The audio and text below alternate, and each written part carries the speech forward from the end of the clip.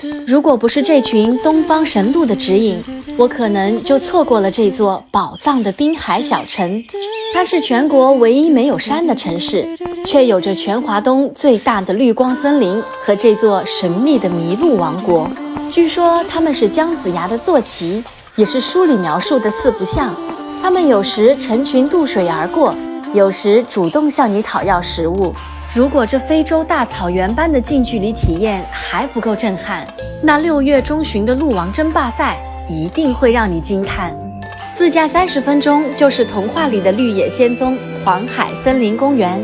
坐上小火车深入这片绿意，是这座海上森林独有的浪漫。穿过湖畔的爱情之门，走过空中的这条爱情通道，在这样的童话秘境里，用一场梦中的森林婚礼说出爱的誓言，让这山林绿野共同见证。悠悠鹿鸣，向野而生。如果你也想避开人群，寻找大自然的松弛感，不如就来盐城吧。